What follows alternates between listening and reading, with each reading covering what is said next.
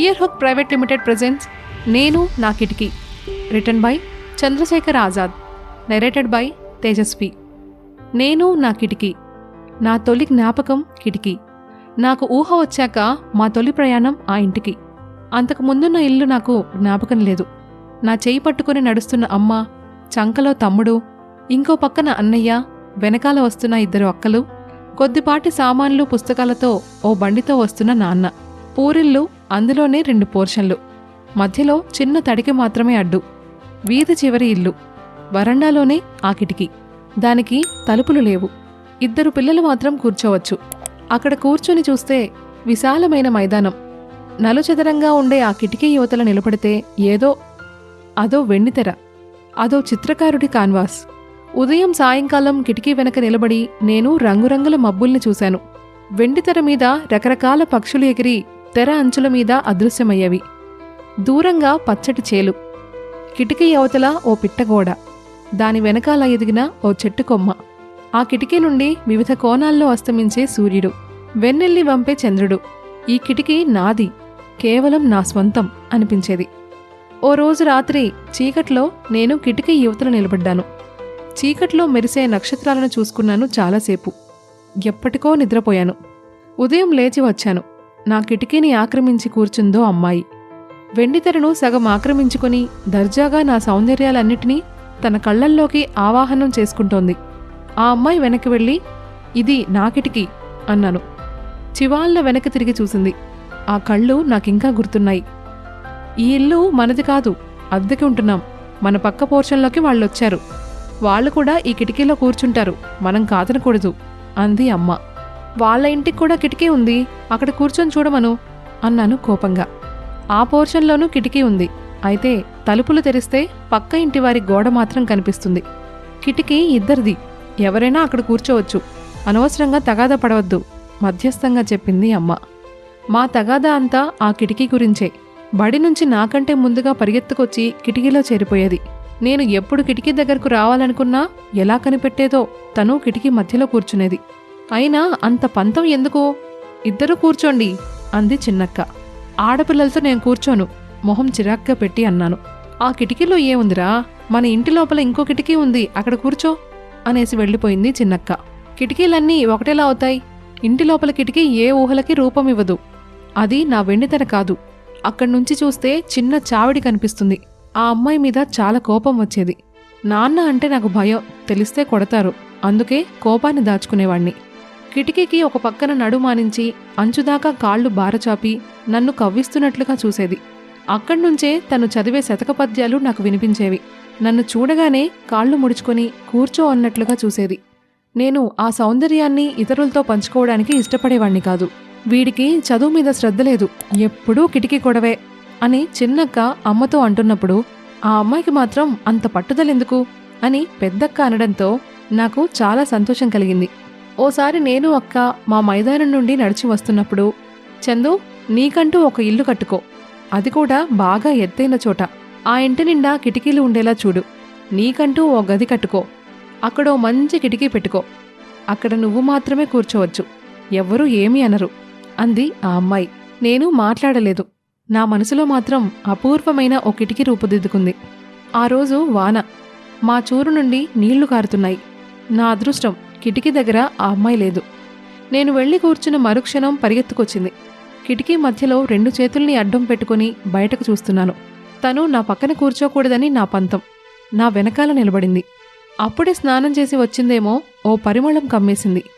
వెనక్కి తిరిగి చూడాలనుకున్నాను, కాని అహం అడ్డు వచ్చింది. తను నన్ను చూస్తుందో, వానని పరుగులు తీస్తున్న మబ్బుల్ని చూస్తుందో తెలియలేదు. నేను కొద్ది క్షణాల తర్వాత ఆ అమ్మాయిని మర్చిపోయాను. నాకు తెలియకుండానే చేతుల్ని కాళ్ల మీదకు చేర్చాను. వాన క్రమంగా తగ్గింది. గోడ అవతల చెట్టుకొమ్మ దుమ్మునంతటినీ వదిలించుకుని ఎన్నడూ లేనంత పచ్చగా కలకలలాడుతోంది. అప్పుడు ఆ అమ్మాయి గుర్తొచ్చి వెనక్కి తిరిగాను. మా ఇద్దరి కళ్ళు కలుసుకున్నాయి. మాటలు లేవు. ఆ అమ్మాయి కళ్లల్లో మా మైదానపు సౌందర్యం ఉంది. మౌనంగా వెళ్ళిపోయింది ఇంట్లోకి. నాకెందుకో బాధ అనిపించింది. అది మరుసటి రోజు వరకే. మళ్లీ నా కిటికీని ఎప్పట్లాగే స్వంతం చేసుకుంది. ఆ రోజు కిటికీ మధ్యలో తను. నేను ఇంటిలో నుంచి రావడం తెలిసిపోయి వెనక్కి తిరిగింది. వెంటనే కిటికీ నుండి దిగి నా దగ్గరకొచ్చి, కూర్చో చందు అంది. నువ్వే కూర్చో అన్నాను బింకంగా. రేపటి నుంచి నీకు ఎవరూ పోటీ ఉండరు అంది. అర్థం కాక చూస్తుంటే, రేపటి నుంచి మేముండం, ఈ ఇల్లు ఖాళీ చేసి వెళ్తున్నాం. మీరు వెళ్లే చోట కిటికీ ఉంటుందా అన్నాను. ఇంత అందమైన కిటికీ అయితే ఉండదు అని బాధగా అంది. అదే మొదటిసారి మేమిద్దరం మాట్లాడుకోవడం. వెళ్ళిపోతున్నావుగా, నువ్వే కూర్చో అన్నాను. నువ్వు కూడా కూర్చుంటానంటే కూర్చుంటాను అంది. ఆ అమ్మాయి కళ్ళల్లోకి చూస్తుంటే ఇదివరకటి కోపాలు పంతాలు కరిగిపోయాయి. ఇద్దరం కిటికీలో కూర్చున్నాం. ఇద్దరం ఎదురుగా ఉన్న మైదానాన్ని చూస్తున్నాం. మా కళ్ల ముందు ఎగిరిపోయిన పిట్టల గుంపుని చూశాం. అస్తమిస్తున్న సూర్యుణ్ణి చూశాం. నువ్వు నా ఫ్రెండ్వి అని నా చేతిలో చేయివేసి చెప్పి వెళ్ళిపోయింది. ఉదయం నా బాల్యం నుండి ఓ భాగం వెళ్తున్నట్టుగా అనిపించింది. ఆ అమ్మాయి గీతాంజలి. గీతాంజలి వెళ్ళాక 4 రోజుల దాకా నేను ఆ కిటికీ దగ్గరకు వెళ్ళినా కూర్చోలేదు. అక్కడ నిలబడి చూస్తుంటే ఆ మబ్బుల్లో గీతాంజలి కనిపించేది. గీత ఉన్నంతకాలం కిటికీ కోసం తగాదా పడేవాడివి, ఇప్పుడెందుకు కూర్చోవడం లేదు? ఆ అమ్మాయిని ప్రేమించావా అంది చిన్నక్క నవ్వుతూ. నేను ఆశ్చర్యంగా చూశాను. ప్రేమ గురించిన ఆలోచన నాటుకుందప్పుడే. అప్పుడు నా వయసు 7 సంవత్సరాలు. నా ఆనందం కిటికీ, నా బాధ కిటికీ, నా జ్ఞాపకం కిటికీ, నా ఆదర్శం, నా గమ్యం కిటికీ. బస్సు ప్రయాణమైనా రైలు ప్రయాణమైనా కిటికీ పక్కన సీటు కోసం యుద్ధం చేసేవాడిని. ఎన్నోసార్లు అపజయాలు. కిటికీ పక్కన కూర్చొని ఏ ప్రయాణమూ నా మనసులో ముద్ర వేసుకోలేదు. గీతాంజలి నా కిటికీలో కూర్చొని అనంత సౌందర్యం చూస్తున్నట్లనిపించేది. నా వెండితెర మీద గీతాంజలి, గీతాంజలి వెనకాల మా మైదానం, మా చెట్లు, మా వాన, వెన్నెల. కాలం అలా గడిలిపోయింది. పెద్దక్క పెళ్లి చేసుకు వెళ్ళిపోయింది. అప్పుడు నన్ను ఓదార్పుతూ ఆ కిటికీ. నాన్న మమ్మల్ని విడిచిపెట్టి వెళ్ళిపోయాడు ఏ లోకాలకో. నా బాధను పంచుకుంది ఆ కిటికీ. మా ఇంటి యజమాని వచ్చి ఇల్లు ఖాళీ చేయమన్నారు. ఇల్లే కాదు, ఆ ఊరి నుండే వెళ్ళిపోవాల్సిన పరిస్థితి వచ్చింది. నా తొలి గురువు కిటికీని వదిలిపెట్టి వెళ్లాల్సిన రోజు. నేను ఆ రాత్రంతా ఆ కిటికీ మధ్య కూర్చుని ఏడుస్తూనే ఉన్నాను. వసంతంలా నాలోకి యవ్వనం ప్రవేశించింది. అప్పుడప్పుడు గీతాంజలి జ్ఞాపకాలు. ఎప్పటికైనా కనిపిస్తుందేమోనని ఆశ. కనిపించినా నేను గుర్తుపట్టగలనా? ఇప్పటికి ఎలా మారిందో. ఆ మధ్య నేను మేమున్న ఇంటికి వెళ్ళాను. ఇప్పుడది వీధి చివర ఇల్లు కాదు, అప్పటి పూరిల్లు కాదు. ఆ మైదానమూ లేదు, చెట్లు లేవు, ముఖ్యంగా అలనాటి కిటికీ లేదు. 2 అంతస్తుల ఇల్లుగా మారిపోయింది. మైదానమంతా ఇళ్లమయం. కొత్త వ్యక్తులు, కొత్త అందాలు, అన్నీ మారిపోయాయి. గీతాంజలిని ప్రేమించావా అన్న చిన్నక్క ప్రేమించి పెళ్లి చేసుకుని వెళ్ళిపోయింది. మద్రాసులో ఉంటోంది. ఇన్ని సంవత్సరాలు జీవితంలో నేను మళ్లీ అలాంటి కిటికీని చూడలేదు. ఒక ఊరి నుండి ఇంకో ఊరికి ప్రయాణం చేస్తూనే ఉన్నాను. ఆ ప్రయాణంలో నాలో సంచలనం రేపిన స్త్రీలు కొందరున్నారు. అనామిక, మానస, కీర్తి. నాకు అర్థమైందొకటే, నాదో సౌందర్య దాహం. కిటికీ కోసం గీతాంజలితో పోటీ పడగలిగాను కానీ ప్రేమతో పోటీ పడలేకపోయాను. ఎవరి కిటికీలు వారు నిర్మించుకుంటారు. కిటికీ అంటే సౌందర్యం మాత్రమే కాదు, ఓ విశాలమైన భవిష్యత్తుని ఆవిష్కరించే ఉద్వేగం. అందుకేనేమో ఎవరికి వారు నా నుండి వెళ్ళిపోయారు. అలా వెళ్తున్నప్పుడు నాకు నేర్పిన పాఠం ఒకటే, ప్రేమంటే దేహం పట్ల వ్యామోహం కాదు, మానసిక ఆనందం. అందులో ఏమాత్రం స్వార్థం ఉన్నా అది మనల్ని బాధిస్తుంది. నా పెళ్లి అయింది, పిల్లలు పుట్టారు. నా తీరని కోరిక మాత్రం నేను కోరుకున్న కిటికీని నిర్మించుకోవడం. ఉద్యోగ జీవితం నుండి రిటైర్ అయ్యాను. రిటైర్మెంట్ బెనిఫిట్స్ వచ్చాయి. ఇప్పటికైనా నేను నాకంటూ ఓ చిన్న ఇల్లు, అందులో నాదైన కిటికీ ఏర్పరచుకోవాలనుకున్నాను. అది మన వల్ల అవుతుందా? ఏదైనా పాత ఇల్లు చూడండి, తీసుకుందాం అంది నా శ్రీమతి. నేను కొందరు మిత్రులకు చెప్పాను, అమ్మకానికో ఇల్లుంటే చెప్పమని. అలా ఓ ఇంటి గురించి తెలిసి నేను వెళ్ళాను. ఆ ఇంటి ముందు చెట్లు కనిపించాయి.